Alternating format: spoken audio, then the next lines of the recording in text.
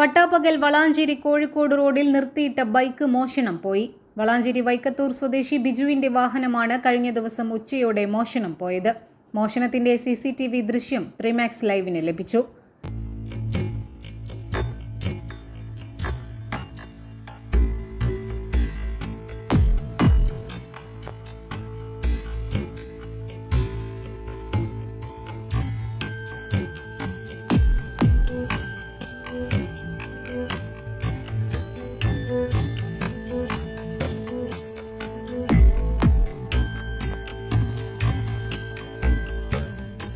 വളാഞ്ചേരിയിൽ കോഴിക്കോട് റോഡിൽ നിർത്തിയിട്ട ബൈക്കാണ് മോഷണം പോയത്.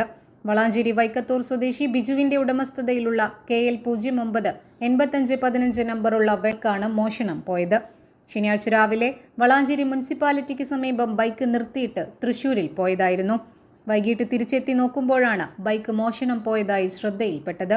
അതേസമയം സമീപത്തെ കടകളിലെ CCTV ദൃശ്യം കേന്ദ്രീകരിച്ച് നടത്തിയ അന്വേഷണത്തിൽ ശനിയാഴ്ച ഉച്ചയ്ക്ക് ഏകദേശം 2:10 കറുപ്പ് ഷർട്ടും വെള്ളമുണ്ടും ധരിച്ച യുവാവ് ബൈക്ക് മോഷ്ടിച്ചു കൊണ്ടുപോകുന്നത് വീഡിയോയിൽ വ്യക്തമാണ്.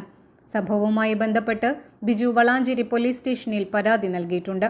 വളാഞ്ചേരി പോലീസ് കേസെടുത്ത് പ്രതിക്കുള്ള തിരച്ചിൽ ഊർജിതമാക്കിയിരിക്കുകയാണ്. News desk 3Max live.